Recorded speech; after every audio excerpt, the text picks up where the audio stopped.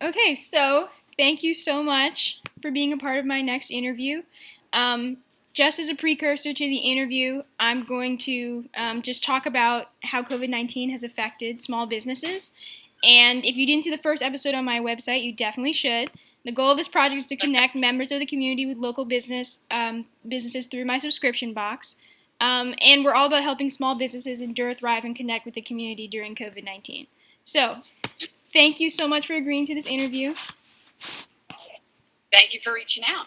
So, first question, introduce us to your business. What is the product, and explain a little bit about how you came up with the idea. All right, can I show you? Yes. Oh, show and tell. Okay. If I can, I was going to try to flip it, but I don't think I can. I'm not that, So, this is made by me. All right. So I don't know if you can see. I'm going too fast. No, I can see.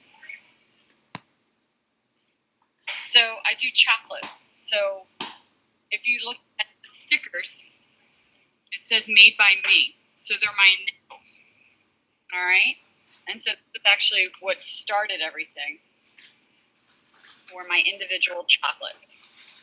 So what I did was I actually grew up in Glenside, just the town over from Chestnut Hill.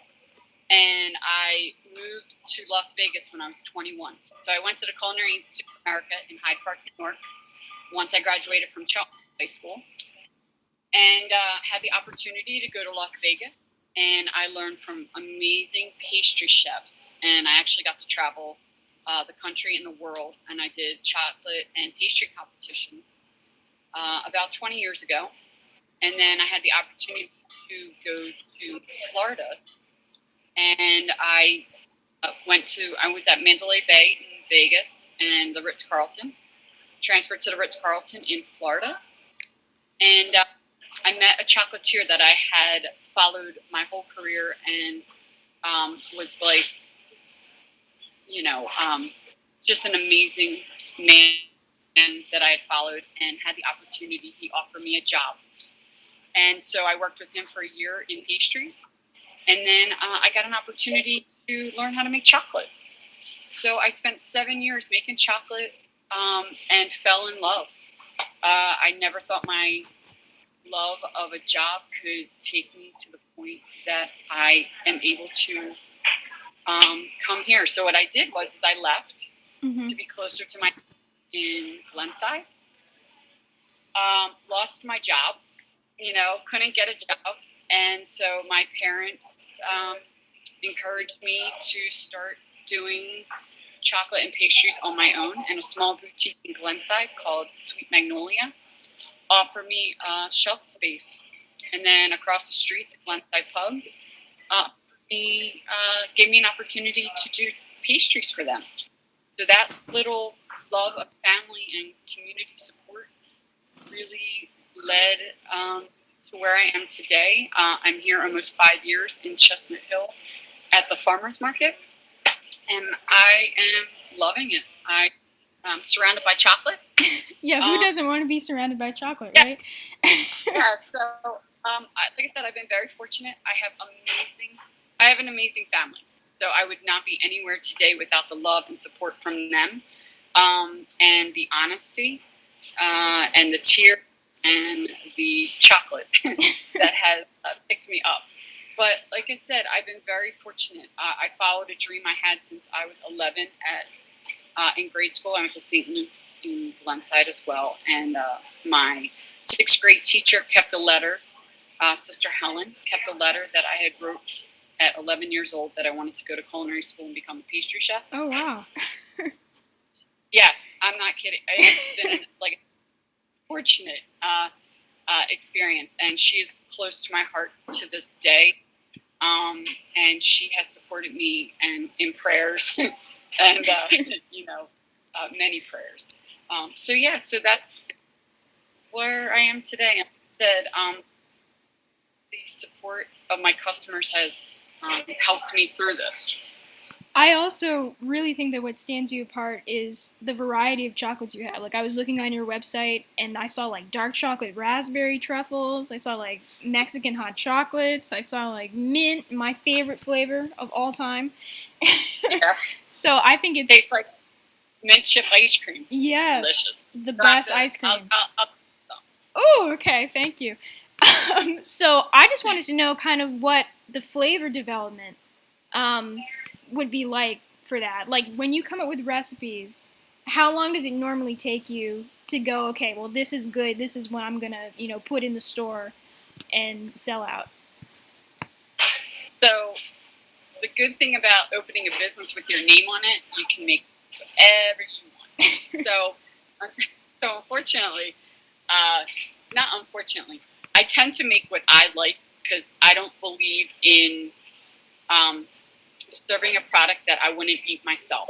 So I would never give a product, or I would never expect someone to pay for something that I wouldn't taste and that I couldn't palate. So what I do is I love mint chip ice cream.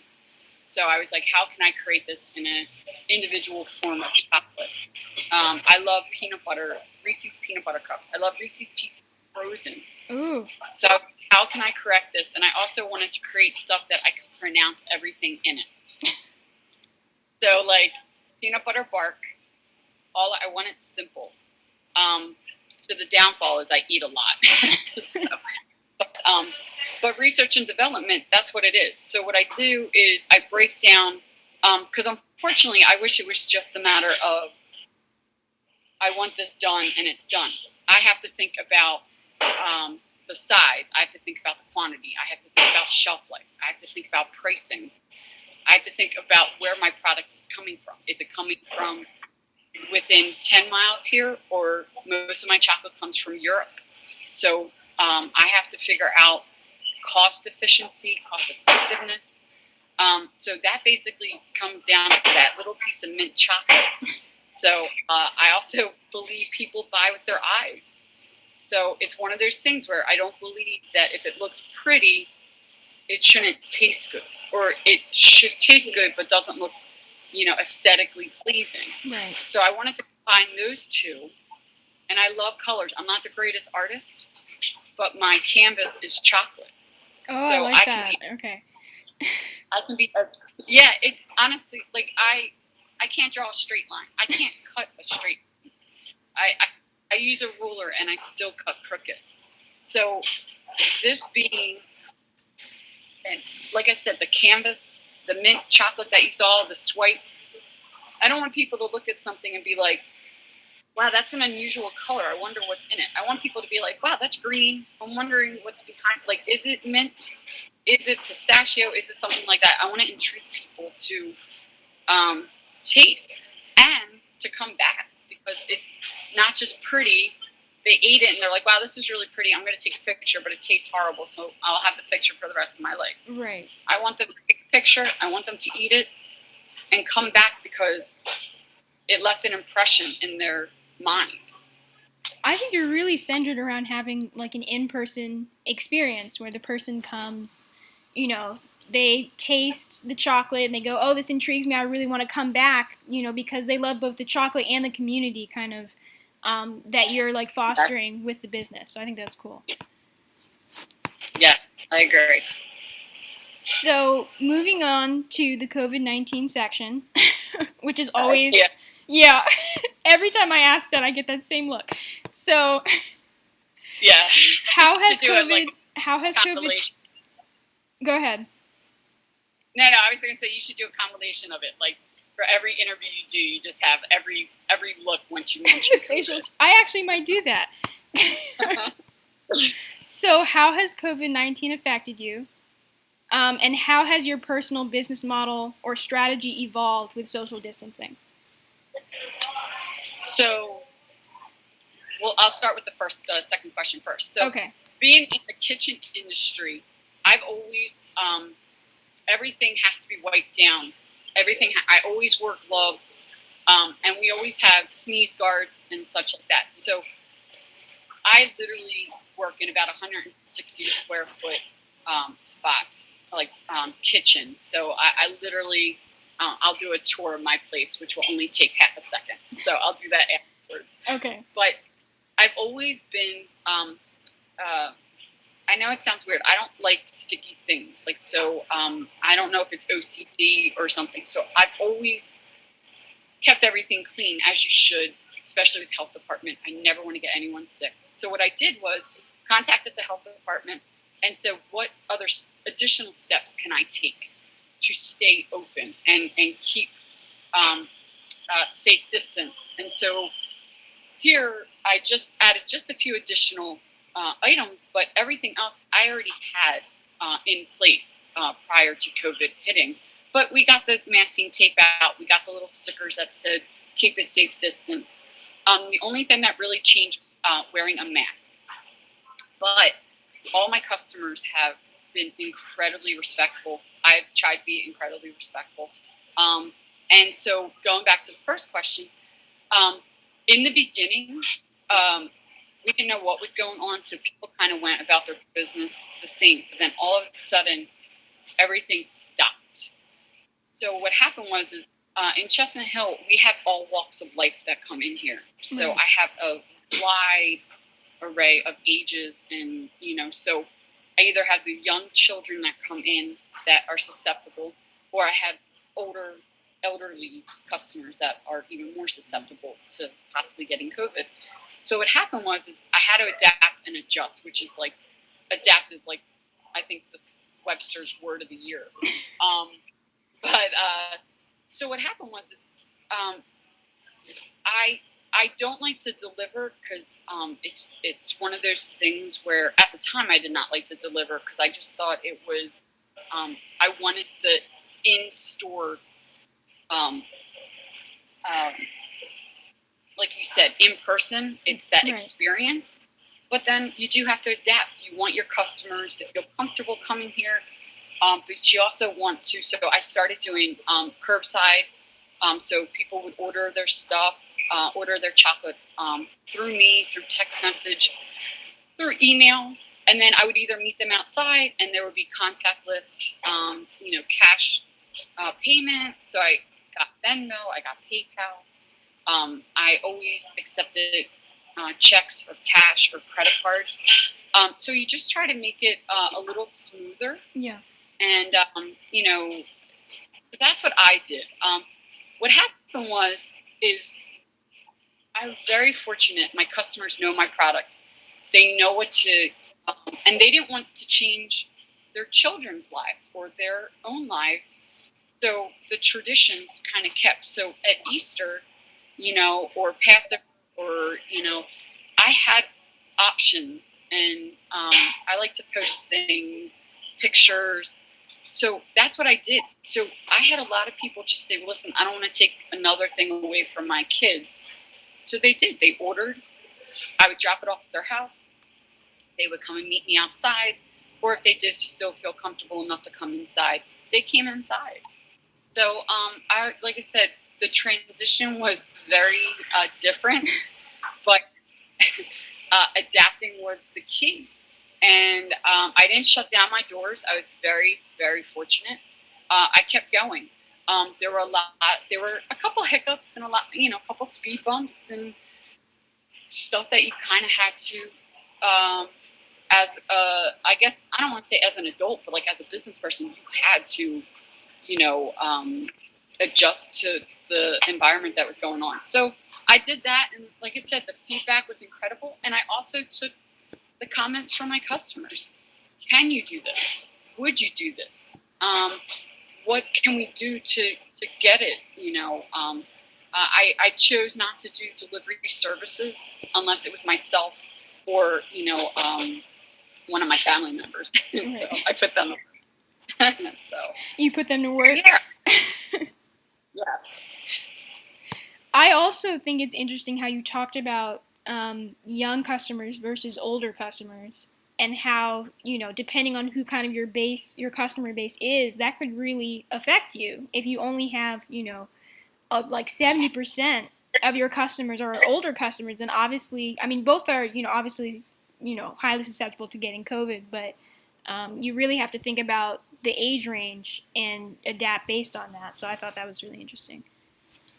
Oh yeah, I care about my customers, and the last thing I want is them to get sick with anything. But this is just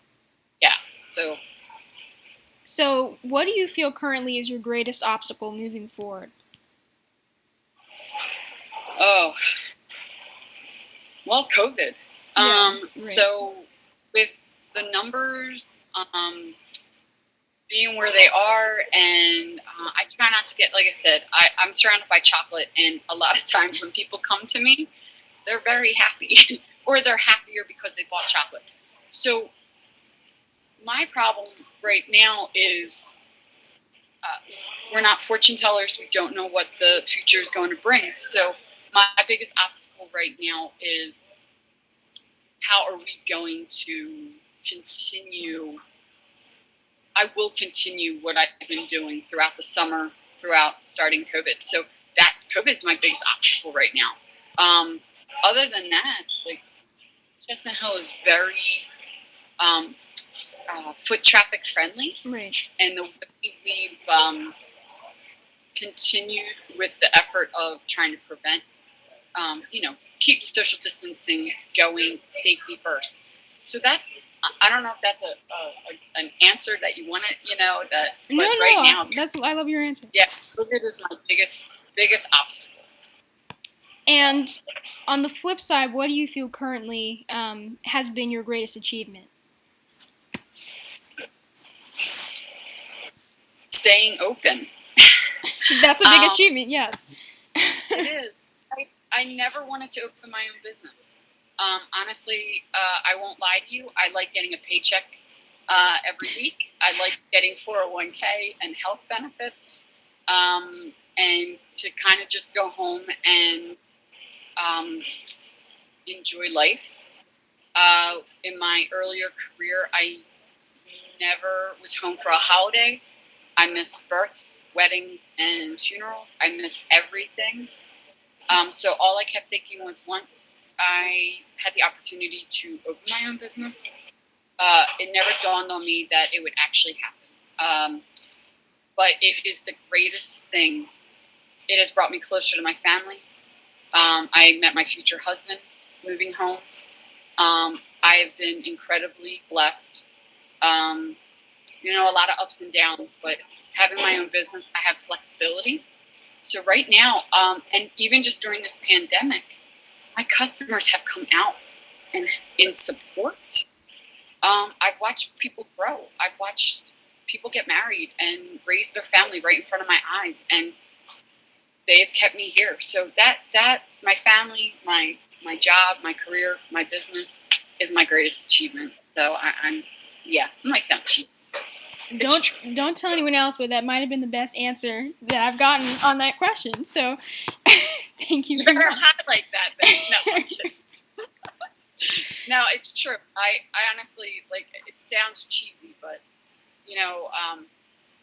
two things my father. Oh, I've lost you. Oh, two things my father would say was, "You never met a stranger," and also the old adage of, you find something you love, you never work a day in your life. And I do. I work harder than I've ever worked in my life, but I love it. And I have the support that my customers have become my family. My family have become my support network. My brother's coming later today to help me. Wow. I'm very fortunate. I mean, you kind of answered my next question. What advice do you have for anyone who wants to start a business or grow their existing business in the near future? But I feel like what you're saying you can answer, obviously, because it's your question, but I'm just going to recap. Yeah. I feel like, you're saying just really focus on, what you love and, work hard, but it may not always feel like work because you're really fulfilling what you want to do, and you're going to have a community of support around you. I think that's also really important, especially for small businesses when you're really starting out and you rely on, maybe you don't have as much money to hire like a full, staff, so you have to rely on family, to help you out. It's so true. You could ask all my family. So if you ever come in on Valentine's Day, you'll see half my family here. Oh my god! And it's true. But that's what you do. You support, and you just, like you said, I answered it, and you just followed it up by it's a dream. It's a real blessing. So I'm very fortunate. Next is my future question. Where do you see yourself in 10 years, and where do you hope to take this business? Wow. Good question. I might sound cheesy. I don't know if I'm going to stay here for 10 years or 20 years or whatnot, or 5 years. Who knows what the business or the economy will take me. But I've been very, like, the key word today is fortunate and opportunity. They're my two words. But I have lived away from my family for more than half my life. I have, like I said, lived in Vegas, Florida. I've traveled to Europe. I've been very fortunate. I like the personal interaction I have with my customers. I like seeing people grow. I love, some of my interactions with my customers have led me to that raspberry chocolate, truffle. I'm not a huge fan of raspberry. Oh, no. And it does taste great, but I let my customers taste because I feel that they'll give me their honest feedback. So right now, I'm very comfortable where I am. I have the flexibility. I can make a living. I'm actually making money, not like a ton of money, as you've heard. I'm having my brother come in for free, but I am very happy where I am. So I've had a second location or a franchise is not something I ever really entertain, just because I'm happy. And like I said, I chased for 25 years, a life that I thought would never lead me to where I am today, and I couldn't have dreamed it any better. 10 years from now, I don't know. That's a perfectly good answer. Yeah, I don't. Like I said, we'll see. I love what I do. And like I said, I have a great family. My lifestyle is not being burdened by my job. And it's one of those things where, I'd like to give back to the community. We're working with charities right now to give back once a year, and hopefully it will turn more into that. Or I love teaching, so maybe classes will be something to look into, teaching chocolate classes. I did that in my past career, and we'll see, one day at a time. But I don't want to get too ahead of myself, so. One day at a time, I think, is a great motto. So I really do like that. Lastly, what can we do to support you? So this is the part where you can shout out a website or a social media account that viewers can access to learn more about your business. Okay, so Market at the Fairway in Chestnut Hill, behind the Chestnut Hill Hotel. There's a little farmer's market, and come in and see me. I designed my website, so it's not the greatest. So I disagree. I like it. No, sorry, I did, but the pictures don't do it justice. And you can't, they don't have smell-o-vision yet, and you really can't just pick up off the screen. Just the, like I said, interaction. Right now the holidays are coming up, so it's one of those things where, or even just thank you gifts, or just like I said, come in, shop, say hi, or order. I do ship. So madebymechocolates.com. Go on Facebook. Like I said, I'm not the greatest social media person, but I'm on Facebook and Instagram. But like I said, come in and say hi. It's a really great little place to kind of just hang out. Really great food here, really great people. And like I said, there's just a lot to see in this little bitty chocolate shop I have. So that's it. And like I said, a little goes a long way. So you don't necessarily have to spend, it's handmade gourmet chocolate, and it is a little, on the I think well-deserved pricey side because it's good chocolate. And so if you just treat yourself to one piece of chocolate, or you're gifting it to somebody else, you make somebody's day or your day. Make yourself happy first. All right. Before we sign off, I believe you promised a little mini tour of the shop. So I just want to do that so everyone can see. Around. All right. All right. So this is the back. So you see my coat hook. That's what I do. It's my sink. And honestly, like, this is, I don't know if you can see. I don't know if that works. Maybe not. I lied. So this is where, I don't know if it's upside down. Hold on. You can edit that part out. Okay. We'll start over. I don't know why it's, now it's upside down. All right. There we go. All right, so this is my chocolate tempering machine. So I literally, I have a piece of marble, and I hand temper everything in. Everything comes in and out of here. So I don't have anything that's machine that tempers any. I do everything myself. So this is my little station of bags and stickers. I hand seal everything. These are graham crackers. Oh, cool. Yeah, so like I said, and this is it. I have a little, probably 8-foot spot up front that I do. I do a lot of holiday scapes. Like I love, so Halloween I had a lot going on. But that's it. So honestly, now we're back to where we started. So like I said, it's one of those things where a little space, but I'm very happy, and everything gets done here. And so come in and see me. I will tell everyone I know to come in. Believe me, when they hear chocolate, they'll be excited. Yes.